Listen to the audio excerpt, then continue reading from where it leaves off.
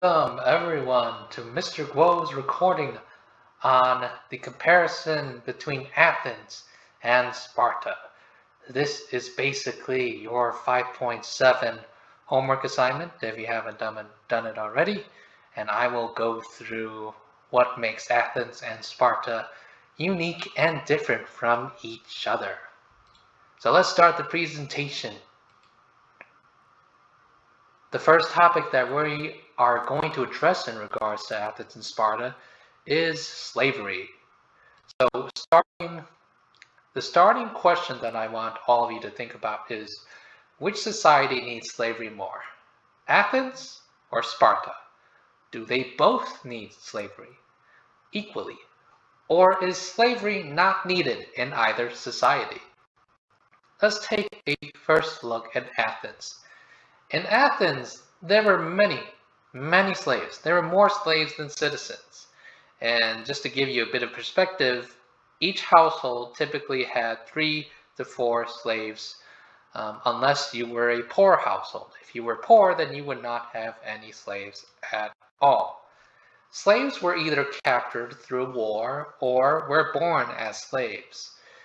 People could also become slaves if they owed too much money to certain people. Altogether, slaves did not have many rights, which is similar to our current conception of slaves, so this is not surprising. In terms of what slaves did, a lot of them were specialized workers. Plenty were craftsmen. A lot were tutors in the households themselves. There were a ton of slaves who were farmers and factory workers as well in Athens. So in terms of other laborers, many slaves were sent off to work in silver mines in Athens. And this was really horrible, because imagine working in a mine in about like 500 BCE without any modern technology. Imagine how awful that would have been to work there, to work underground for hours and to be pushed, to be whipped, and basically it was generally horrible working conditions if you were sent off into the mines as a slave. If slaves had enough money, they could buy their own freedom only if their master approved. Now, in Athens, masters they could set their slaves free at any point in time, actually, and that ended up happening quite a bit. Many slaves eventually became free in Athens, but when you were a slave, it was not fun time. It was not fun at all in the city of Athens in Greece. Let's take a look at Sparta now. In Sparta, it's pretty much a similar case in which there were much more slaves than citizens. 7 to 1 actually. So for every Spartan citizen, you had 7 slaves. These slaves were known as helots or helots. I'm not entirely sure on the pronunciation, so I will call them helots. You would get more helots through Spartan conquest. So basically, Sparta would launch an invasion of their neighbors, and then they would capture the land. Then the people who were captured would become helots, also known as slaves. These slaves can stay in home villages, which is actually different than Athens, where in Athens the slaves were sent off to work in like private households. But in Sparta, they could stay in their home villages, but they must pay heavy food taxes. The Spartans feared the helots, and they at times would actually massacre them. Because remember, it was 7 slaves to 1 citizen, right? So Spartans would occasionally find an excuse to get rid of a lot of these slaves.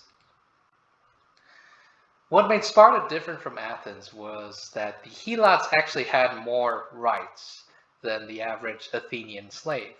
So these included marriage rights, naming rights, and they could also buy their freedom, like the Athenian slaves. And here is naturally a picture of basically good old shackles. Not necessarily shackles that were used in ancient Greece, but, well, I was looking for a stock photo.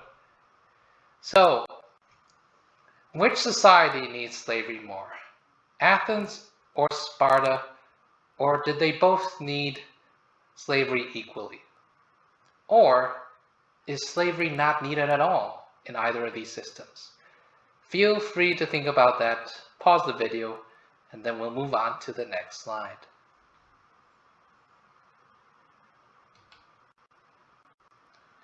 The next topic we will talk about is women. The guiding question for this is, which system was better for women, Athens, Sparta, or neither?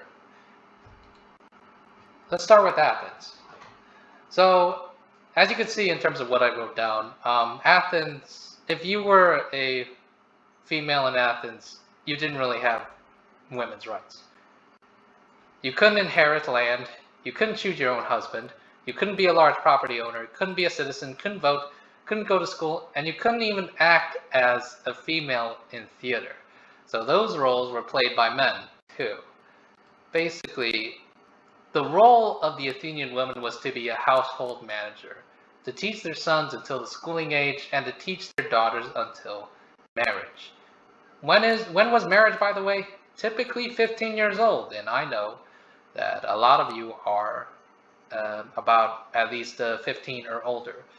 So around this time, if you lived in Athens, you were to be expected to marry, which either is a good thing or a horrible thing, depending on your maturity at the time. Athenian women typically lived in separate rooms within the house, and they couldn't go out alone. I personally describe it as being a glorified pet. And I think actually cats are given more freedom nowadays than Athenian women did back in ancient Greece. There were a few exceptions to the rules in terms of Athenian women. There were famous priestesses, poets, and philosophers that were female in Athens. And feel free to go outside of class and look for those particular women. Feel free to search it somewhere. So I talked about what it was like to be an Athenian woman. Now imagine life as a female slave in Athens. And imagine how much worse it could be. Let's move on to Sparta now. In Sparta, women had more rights than in Athens. They could control property, remarry, receive military training, and could go out alone. Spartan women were expected to be strong, healthy fighters, and there were several practical reasons for this. One, Sparta wanted healthy, strong babies. And the women could also guard against slave revolts and invaders. Because remember, in terms of slaves, it was 7-1. So you needed strong women to guard the house when the men were sent off into war. Fashion, perfume, jewelry, you wouldn't expect to see that out of most Spartan women. Though I will need to point out that the very rich in Sparta, in terms of Spartan females, they did have these things. It's just that it wasn't a cultural norm to display them out in the open, to display basically all this fashion, all this jewelry and stuff like that. Like in Athens, Spartan women were largely household managers. Basically, they would teach their sons and daughters as well until the sons were sent off into the military, and the daughters were married, essentially. One big caveat of being a woman in Sparta is that you could not vote. But you could be an Olympic champion. And there are several famous female Spartan Olympic champions, like Siniska and Eurylionis. I'm not sure how to pronounce either of those names. Hopefully I got them right. There are also famous female Spartan leaders, like Gorgo and Archidamia. Both were queens, by the way. They were important in terms of like a Spartan government. But notice how I pointed out this is basically the life for the Spartan woman. If you were a helot, a slave, good luck. And there are studies, there are historical studies in regards to a helot, a female helot, and they're not the good stories. They're not good stories at all. So if you were born in Sparta and if you were female, then that's good. If you were a slave and if you were female, well, it's not so good in Sparta. So the big question is, which system was better for women? Athens, Sparta, or neither? Please pause the video and think about that question. And when you are ready, feel free to move on and continue the video as we move on to education. Let's start with Athens. Actually, let's start with a guiding question. Where would you rather be educated? Athens, Sparta, or neither? First, we're going to take a look at Athens. Their education was all about creating quality, good citizens. These citizens not only were supposed to be athletic, they were supposed to be book smart as well. The main caveat was that only boys were formally educated. And these boys would learn from books and physical training. Now, these books were actually rare since they didn't have stuff like the printing press. So they had to learn through rote memorization. Like an actual teacher would speak from the book, and then the students would have to essentially memorize everything that the speaker told them. They were also expected to learn music as well. So the main criticism I have in terms of education in Athens, other than the fact that only boys were educated, was that this was pretty not good for people with disabilities or people who didn't look right. And I notice how I put that in quotes, didn't look right, because that's really a subjective term. It's an awful term that we should not use in the modern day. So people with disabilities or people who didn't look right were heavily disadvantaged in Athens. Because in Athens you were expected to be athletic, to be smart, and if you simply didn't look right, like for example Pericles was a famous leader in Athens, but he always wore a helmet because historians have concluded that Pericles had his head was in the shape of a sea onion. It was basically elongated. So Pericles, he always wore a helmet because he couldn't go out in public without one. And basically, if you were a person with disabilities, or if you were a person who just didn't look right, you had to do something to cover up that quality in order to live in Athens and not be judged harshly for that. So in terms of most Athenian males, starting at the age of 18, they not only could vote, but that's when they also started training for the military. And then after their military service, if they were wealthy, they would go into politics. I talked about the Athenian boys, but the Athenian girls, they had an unofficial education of cooking, weaving, and cleaning, and they were usually taught by their mothers. And by the way, good luck if you were a slave, because slaves were typically not educated officially. In Sparta, education was somewhat different, in which they wanted to create healthy and strong boys and girls. So, speaking of people with disabilities, babies with disabilities, or babies who just didn't look like a normal baby, were left to die on the hillside. So if you were a person of disability, or if you simply didn't look like the average baby, then you would have died in Sparta. You would not have been able to live there. It is not at all a good place for basically anyone, for a lot of people on Earth, essentially. And that's the main difference with Athens. In Athens, you can at least live, be criticized, but in Sparta, it was essentially a death sentence. All children were trained to fight in Sparta, and that was another big difference in terms of Athens. In Athens, you start training at age 18. In Sparta, at the age of 7, that's when you start your military training. They were also taught literacy, but that literacy was not valued at all. So I'm guessing that literacy was important, in which they had to basically fulfill any written orders from their higher ups. And well, that you needed to be literate in order to understand military orders and stuff like that. But that wasn't valued in other instances in Spartan society. All boys lived in what are known as barracks. Barracks basically is where soldiers live in. Soldiers back in those days, they didn't live with their families. They lived in places called barracks. These boys were trained as future soldiers and developed pain endurance.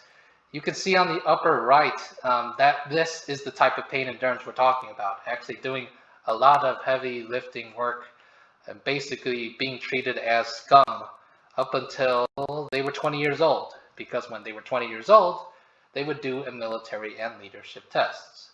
If the boys passed, they would become a soldier and a citizen. At the age of 30, they can finally leave the barracks and actually create a family. So, in Sparta, a lot of marriages happen when people are actually 30, when the males are 30 years old. That's when they can choose to have a wife.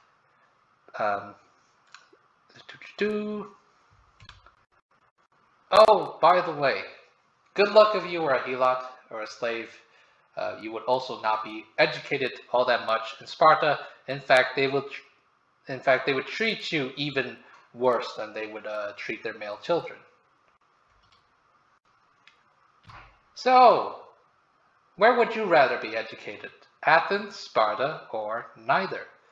Feel free to pause the video, think on that question, and when you are ready to continue, we will move on to the next slide, in which we will be talking about the economy of both Athens and Sparta. The guiding question for this slide is, which economic system was better? Athens, Sparta, or neither? In Athens, slaves were essential to the economy. Remember that a lot of slaves were specialized workers, laborers, miners. They did a lot of the dirty work, and this was really important to Athens' economy. Athens relied on trade because there simply was not enough land to farm enough food for the people. They would trade with other city-states as well as Egypt and the Italian peninsula, nowadays known as Italy. In Athens, there are marketplaces known as agoras. And basically, in an agora, you can buy or sell food, household items, luxuries, and, well, slaves, unfortunately. In Athens, they used coinage, basically to make trade easier.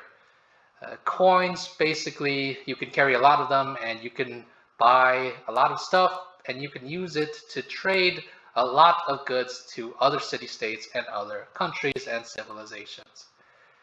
Now in Sparta, their economy couldn't be any more different, but one similarity is that slaves and the periokoi, otherwise known as the non-citizen free peoples, were essential to the economy.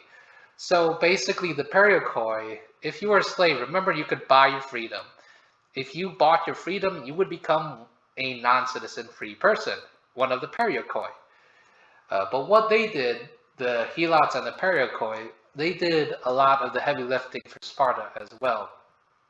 So there's a reason for that. First of all, most Spartan men were in the military. They simply didn't have enough time to do all of that trading, farming, laboring, and stuff like that. So the helots and the periokoi, they would do most of the farming, they would create most of the military goods, and they would also conduct some trade. But Spartan wasn't all about trading. They relied more on conquests, subjugation, and especially on the farming from the slaves and the periokoi. That was essential to their economy as well. Sparta discouraged trade, actually, because they feared foreign ideas, leading to a weak government. This government we're going to talk about in the next slide. But basically, they didn't want people to trade or get any outside ideas to weaken their ties to the Spartan ideal. In fact, they used heavy iron bars as currency to make trade harder. Take a look at the picture to the right. Now imagine, instead of using those nice Athenian coins, use those iron bars in order to trade for like food. Like, for example, 10 iron bars um, for your lunch. That would not be feasible at all if you were a merchant, because, well, imagine having about 1,000 of those iron bars just to trade for a little bit of some nice Athenian wine. That wouldn't really be a good deal. So Sparta used those iron bars to make trade harder. Which economic system was better then? Athens, Sparta, or neither? Feel free to pause this video to think about this question, but if you're ready to move on, then we will then talk about government. So the guiding question for government is, which government is more representative of its people? Athens, Sparta, or neither? So in Athens, they had what is known as a limited democracy because women and slaves were not allowed to vote. But men were allowed to vote if they were born in Athens. The government was divided into two entities, the Council of 500 and the Assembly. So the Council of 500, you had to be at least 30 or over, and these councilmen were selected randomly each year, and they would run day-to-day business and propose laws. The Assembly, basically any Athenian citizen could be a member of the Assembly, and they would be at least the age of 18. The unique thing about the Assembly is you needed 6,000 people each meeting to vote on laws. If you had 5,999 people, you could not start the meeting and you could not vote on laws. So what Athenians did, in case there were any citizens that didn't attend, is they would send their slaves, literally drag the citizens out of their homes, paint the citizens red, marking them late, and then drag them to the assembly so that they could actually vote on their laws. Let's talk about the requirements for being an Athenian citizen. First, you had to be male and you had to be born in Athens. If you were born in Corinth or Sparta, you could not be an Athenian citizen. You also had to be free, as in you could not be a slave. And also, you had to be over 18. The perks of being a citizen is that you could debate at the assembly on nearly anything. And as a result of that, most men loved this job. So yeah, that is the Athenian government. We're going to move on now to Sparta. So in terms of Sparta, Sparta is an oligarchy. Technically, it's a diarchy, and it is composed of two governmental entities, the Council of Elders and the Assembly. The Council of Elders contained those two kings, and that is essentially what makes Sparta a diarchy. Diarchy means two kings, rule of two kings, and basically that's the difference between a diarchy and a monarchy. The Council of Elders had these two kings, and they also had 28 noble elders at least 60 years old. And this was a lifetime position, by the way. These elders were chosen by the assembly. So if you were chosen as an elder in the Council of Elders, you're set for the rest of your life. The other governmental entity was known as the assembly, and any citizen could be a part of the assembly, but they virtually had no power and could only vote yes or no on things proposed by the Council of Elders. Here are the citizenship requirements for being a Spartan. First, you had to be male, and you had to be born in Sparta. If you were an immigrant from Athens, you could not vote. You were not a Spartan citizen. You also had to be over 20, and you also had to pass that difficult military test. If you did not pass, you would be part of the Periakoi until you passed that test. So once again, the Council of Elders proposed laws and could veto any laws passed by the assembly. So the Spartan government, basically, it was more of an oligarchy and less of a democracy than Athens. And in fact, I would argue that it wasn't a democracy at all. The million-dollar question now is, which government is more representative of its people? Athens, Sparta, or neither? This is a fun question. Think about that for a few moments. Pause this video. And then once you're ready, we're going to continue to our final slide. So, here's the million-dollar question. Athens or Sparta? The Menti.com link may not be active, so just keep that in mind so you don't have to actually use the code. But if it's active and the code works, feel free to answer the question through Menti.com. Think about this, pause this video, think about whether or not you would choose to live in Athens or Sparta, or if you don't like either city-state and would prefer not to live there. And that's the question that I'll leave you with. And thank you very much for listening, and that is the end of this presentation. Bye-bye!